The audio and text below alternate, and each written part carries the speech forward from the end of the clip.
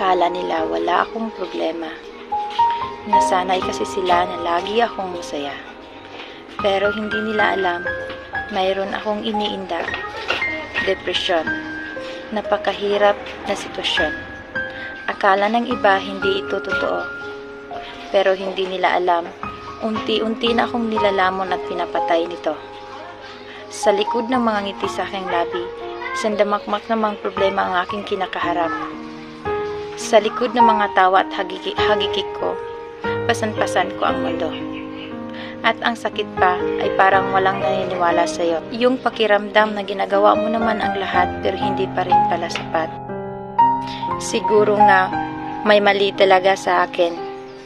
Siguro nga wala talagang nakakaintindi sa akin. Isa akong mapagpanggap. Mapagpanggap na kaya kong labanan ang lahat. Mapagpanggap na maging masaya sa harap ng iba. Mapagpanggap na kaya kong labanan ang aking kinakaharap na problema. Minsan na din akong maging biktima. Biktima ng pagkalunod. Biktima ng pagkalunod sa sarili kong nararamdaman. Biktima sa pagkalunod sa sarili kong problema. Hindi ito basta-basta ang lungkot. Takot at pangamba ang bumabalot. Takot na maiwan ko ang aking mga mahal sa buhay, lalong-lalo na ang aking mga anak. Pangamba na hindi ko nararamdaman ang halaga ko sa kanila.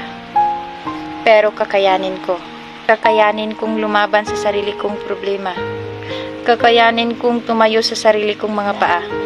At kakayanin kong makawala sa sakit kong iniinda. Dahil alam ko sa sarili ko, may halaga pa ako. Kailan ba ako makakatakas? Makakatakas sa lungkot na pinalibutan ng rihas. Kailan ko ba maramdaman ang saya? Pati sarili ko minsan hindi ko nakilala. Bago matulog, laging may bumabagabag. Laging may bumubulong sa isipan ko. Bakit ako pa?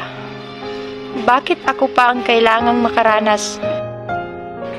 Alam ko sa sarili ko na may nagmamahal pa sa akin ng totoo. At alam ko na kailangan pa nila ako. Alam ko na may kwenta pa ako sa mundo. Depresyon. Hindi ito kahinaan. Hindi ito basta-basta ang kondisyon. Ito ay isang sakit na mahirap malunasan. Mahirap na labanan. Sa mga tao na kagaya ko, kung nakakaranas man kayo ng ganito, maging malakas at matatag kayo. Huwag niyong pakinggan ang bumubulong sa inyo.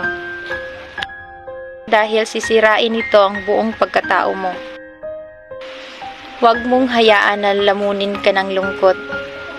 Huwag mong hayaan na balutin ka ng takot. Dahil may Diyos laging nakaagapay at nagsasabi sa iyo, "Anak, andito lang ako. Kaya mo yan."